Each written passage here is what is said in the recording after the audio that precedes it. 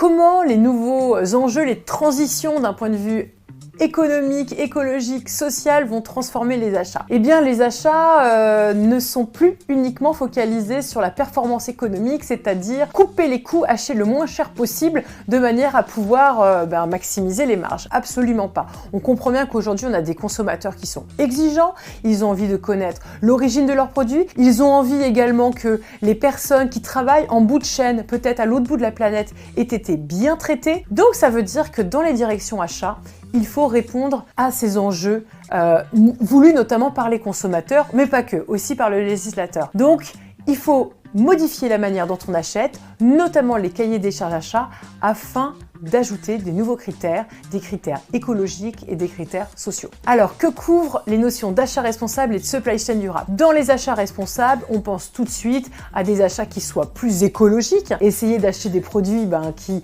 nuisent le moins possible à la planète, qui n'ont pas utilisé peut-être des composants qui seraient nocifs pour la planète, on pense bien à ça, mais aussi des achats qui soient plus responsablement social. Moi, j'appelle ça des achats inclusifs.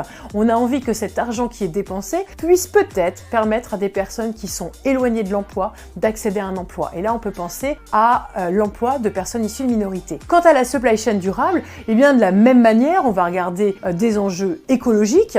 Par exemple, on a envie d'avoir des transports qui soient verts, qui polluent moins la planète, mais également des aspects qui soient sociaux. Je n'ai pas envie de travailler dans ma supply chain avec des acteurs, par exemple, qui font travailler des enfants. Donc, c'est ça qu'on entend par durabilité, une durabilité qui soit écologique, mais également sociale. Alors, comment préparent les étudiants à intégrer ces dimensions dans leurs décisions opérationnelles? Bien sûr, on leur parle toujours des dimensions économiques, mais on travaille avec eux sur des études de cas dans lesquelles il va y avoir des dilemmes écologiques et des dilemmes sociaux en lien avec l'économique. Parce que parfois, la bonne décision d'un point de vue économique n'est pas forcément la meilleure d'un point de vue écologique ou d'un point de vue social. Donc, c'est en les confrontant à ces dilemmes et en les amenant à réfléchir à comment ils prennent une décision sur la base de quelle hiérarchisation des priorités qu'on les amène à intégrer ces questions-là.